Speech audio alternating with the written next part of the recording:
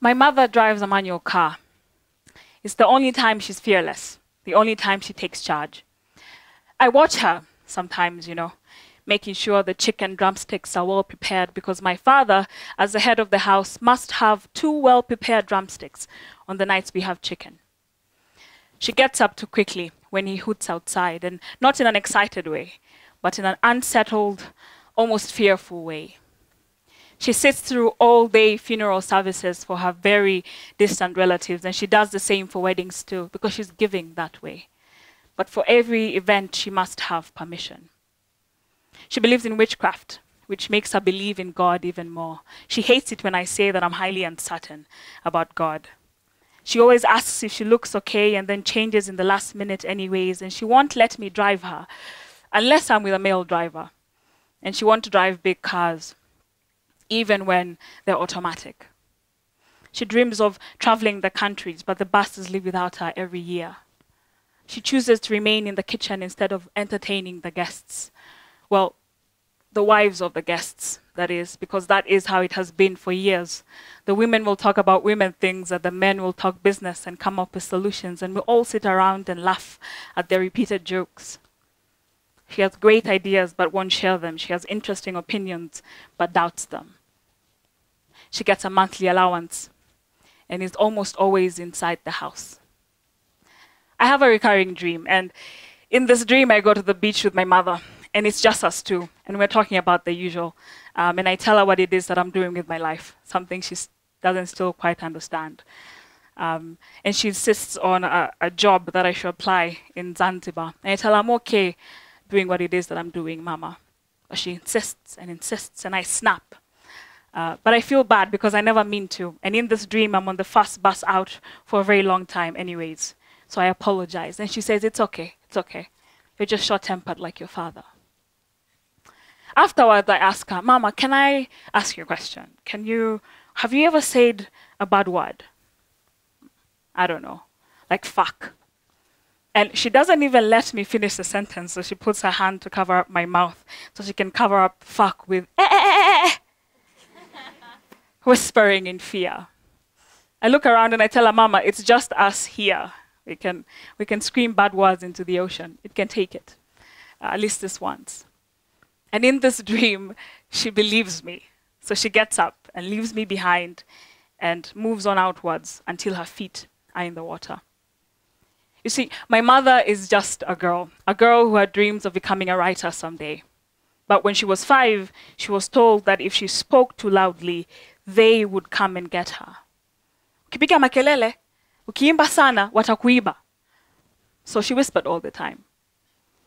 When she was 15, in a house of 1 girl and 6 boys, she did all the house chores even when she had national exams. When she was 25, she had kids. And because of breastfeeding and my father's short temper and her fear of them coming to get her, and out of loneliness and necessity, hanging around other mothers who sat around gossiping, and were also told by their fathers not to raise their voices. Because of all this, she stopped picking out the dresses she liked. When she was 35, she began wearing head wraps. And not because she was particularly good at head wrapping, but because she once went to a party with my father and all his friends' wives wore head wraps. When she was 45, she began writing short stories, and it was an exciting time, but she stopped halfway. And when I asked her why, she said she was busy. She also stopped wearing trousers at that time. Mothers with teenagers don't wear trousers, she said. My mother is now 55, and she's screaming fuck into the ocean. Again and again and again. I'm crying because I know she's crying. But it's just a dream. Because she's home right now, still pensive when she hears a car hooting outside. And he's making sure the chicken drumsticks are well prepared because it is chicken night. I'm going to ask her a question the next time I see her, which is, why do we set ourselves on fire? To keep someone else warm. Thank you.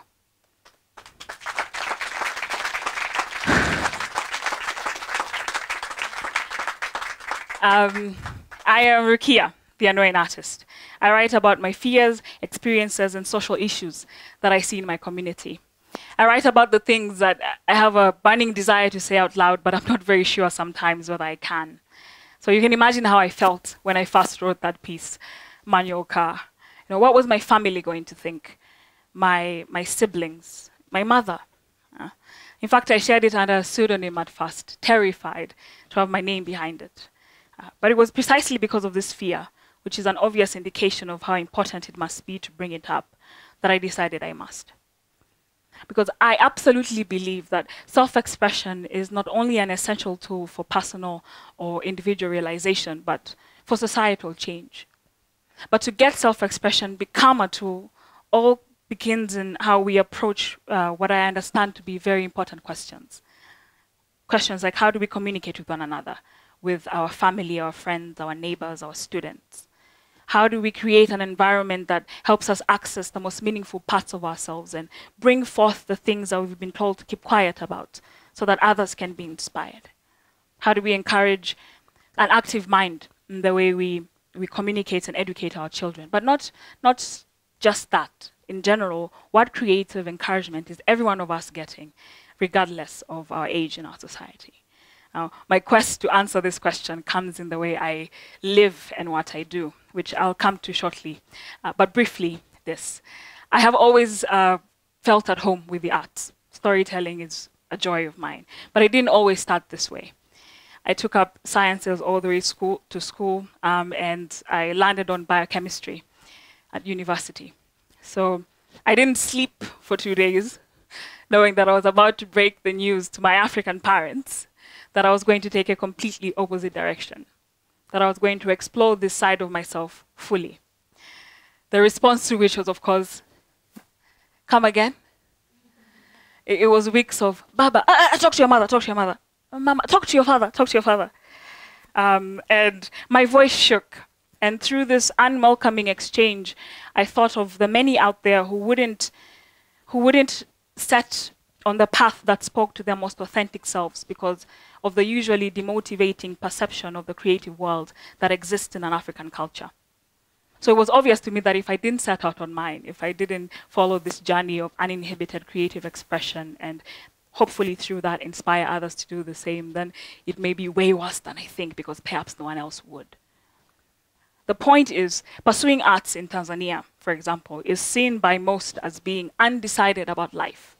I'm still being asked until today, have you decided what you're going to do with your life yet?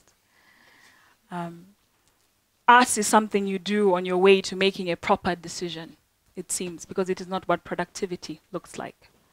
And there's many ways to look at why this is so. And an idea that stems from conversations, very interesting conversations that I've had, participated in or listened to, being that perhaps because as a people, as Africans, we have had to be very strong and sure of our identity all the way throughout history and even now as we continue to face great challenges on our continent, that maybe somewhere along the way we decided that art and open expression is something that will make us seem weak.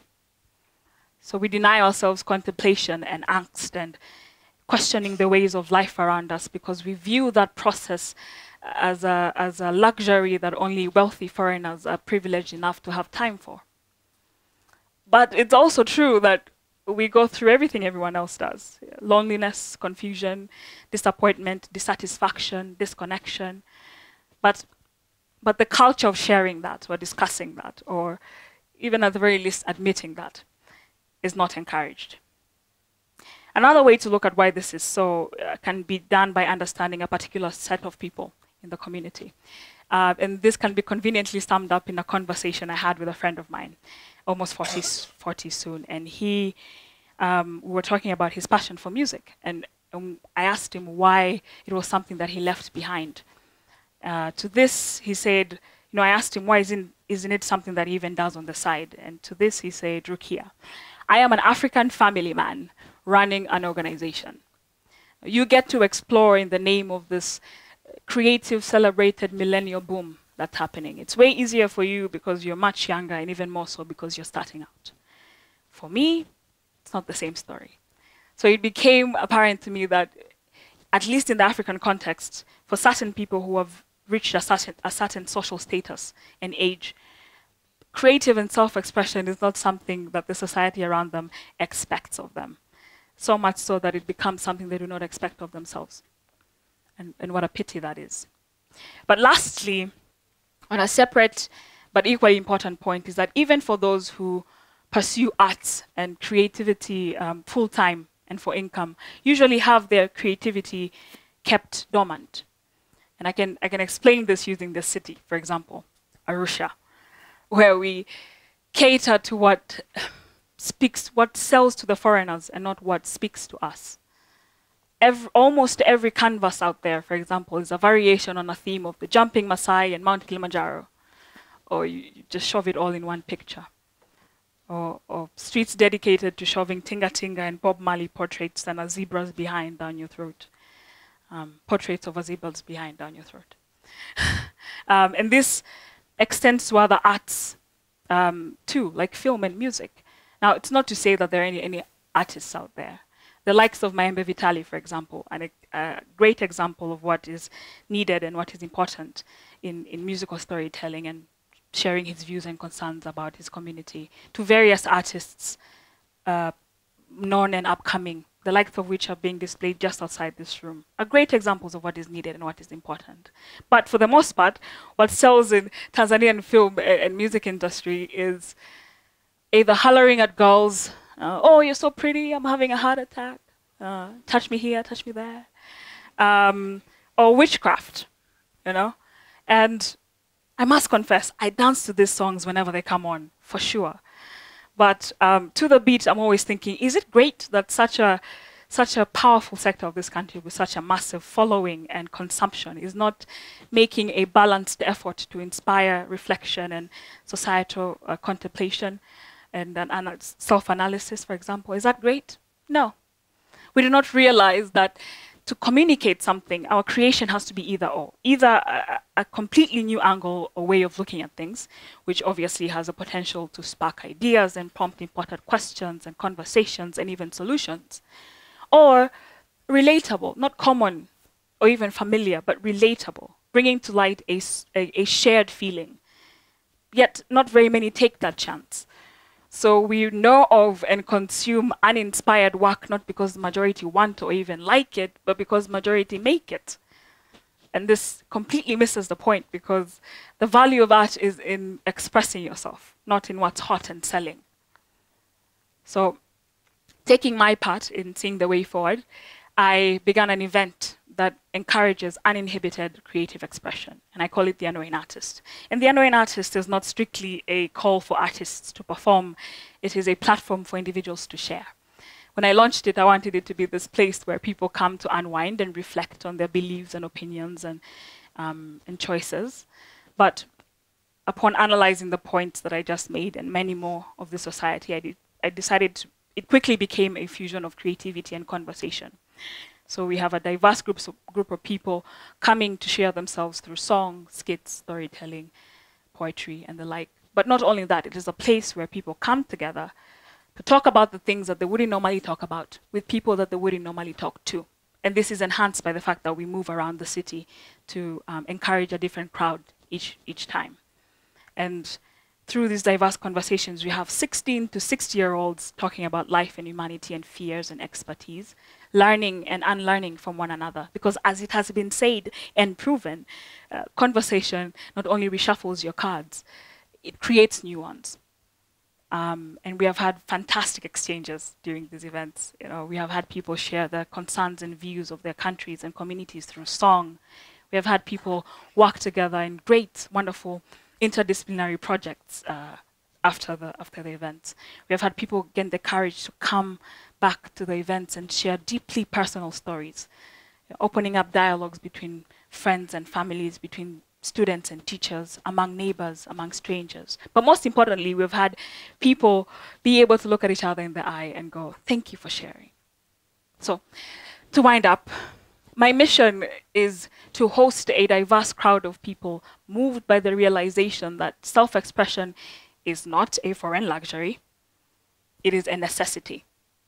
The idea is not to bring people from sciences and take all of them to arts, for example. No, it is to show that in any way, grand and full-time or minor and part-time, you can share yourself honestly.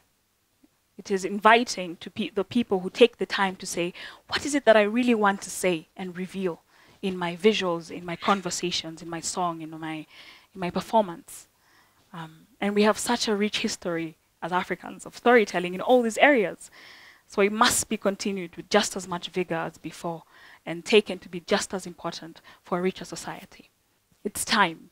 It's time for Tanzanians, for East Africans, Africans, individuals, all of us here, to begin thinking in whatever way possible of shifting our focus, our identities, from what we do to who we are. Asanteni sana.